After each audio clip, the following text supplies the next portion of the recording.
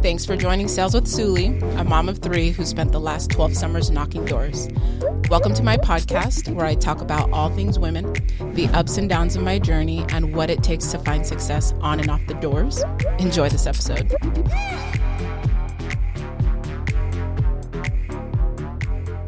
Hey, and welcome back to this week's episode.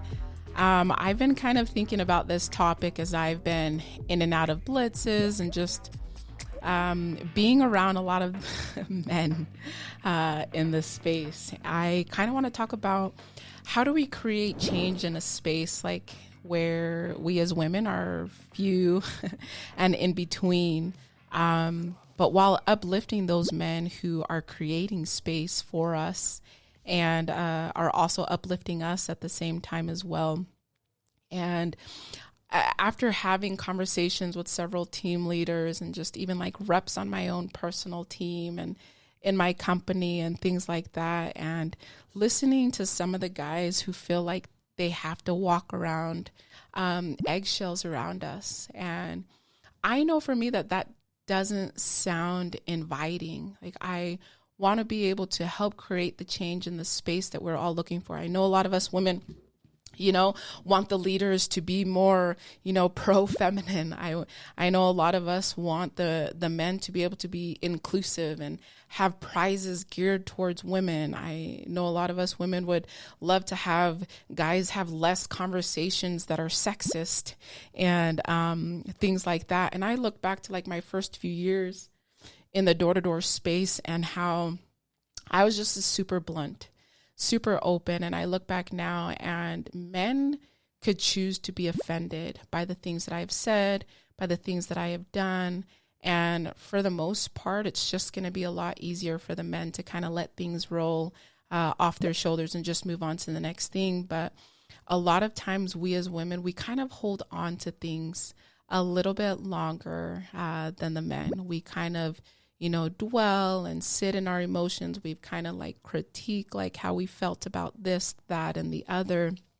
And I just kind of want to address that because I'm just looking and I'm so excited. I am super grateful for the men in this space who are uplifting women. Like, I am super grateful for the men in this space who are continuing to support women in their endeavors and are trying to make little changes and are trying to make their environment feel more safe for men. But I want to talk about how can we as women continue to influence and help men continue to support us without stepping on them, without making them feel like they need to be on eggshells to be able to, kind of let us shine.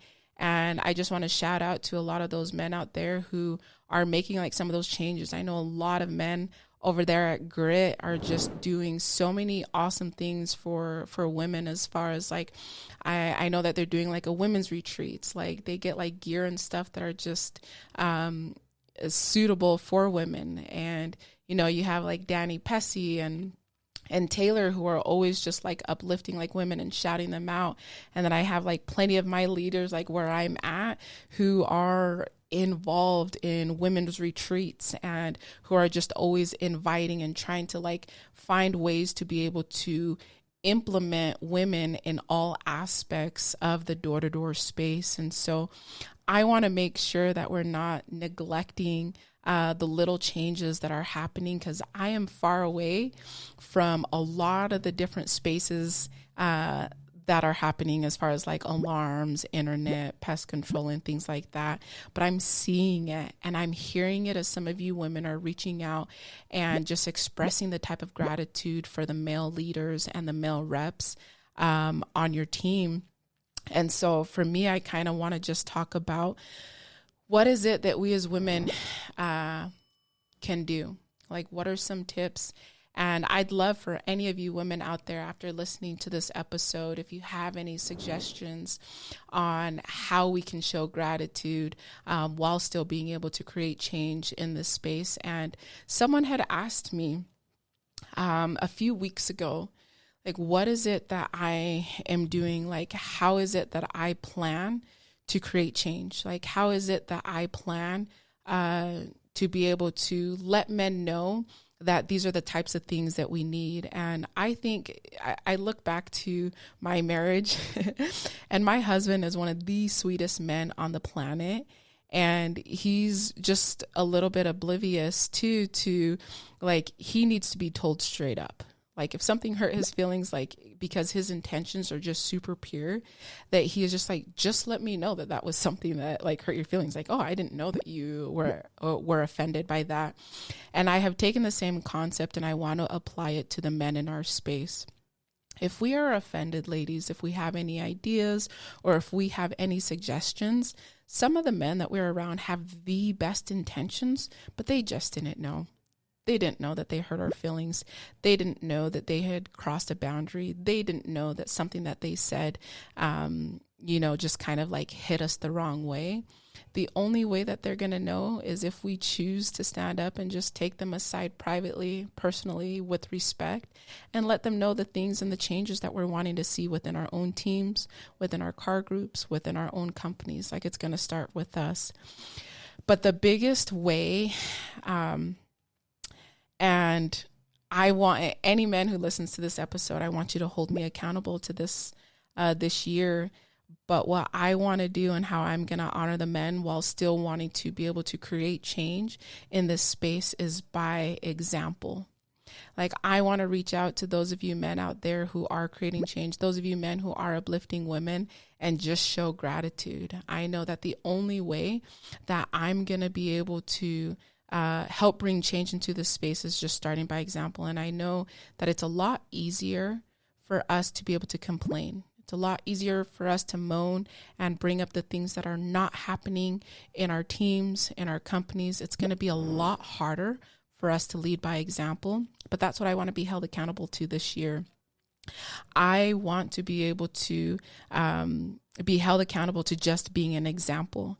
Like I want to be able to have healthy conversations and healthy jokes within my team and within the men to where they don't have to feel like they have to walk on eggshells. Like they will be able to joke around us. They will be able to hang out with us. They will be able to invite us to dinner and be their true natural self, with me being able to set those healthy boundaries, just being able to let them know like privately, like, hey, these are probably things that I don't prefer to talk about in public. These are probably things that are kind of a little bit offensive on the team. And I think that we can make those types of changes. But I think that the more conversations that we're choosing to have, as opposed to just kind of moaning and complaining on social media or to people that's not going to make a change, is going to be one of the steps that we need to be able to bring awareness to men.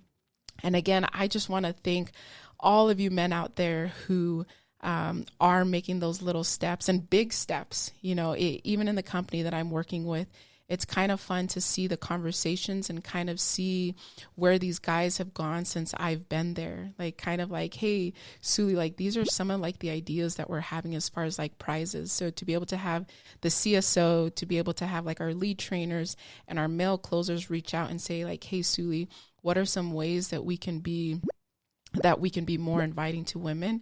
Like those are the little things that I know that women who come in next year or 10 years from now are going to be grateful that we today are making those little steps. And so I just want to just thank the men out there who are taking the time, and not just taking the time, who genuinely want to be inviting of us women. And so this is for those of us women out there, who have a lot of hard things happening within your teams, a lot of things happening within your personal lives that sometimes we can just we can just take offense to conversations and things happening in our teams that maybe these men didn't intentionally mean to do.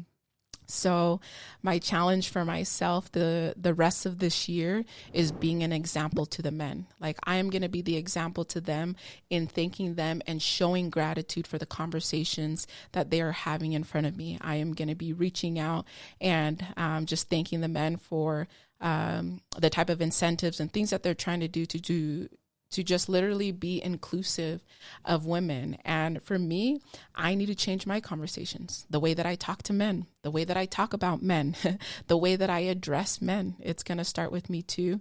And my challenge for myself is just not being an example for the women, but we as women need to be the example for men of how we talk to each other. Like, how many of us are so catty? How many of us are so competitive against each other that these men are looking at us and like, well, they're doing it to each other. Why not us?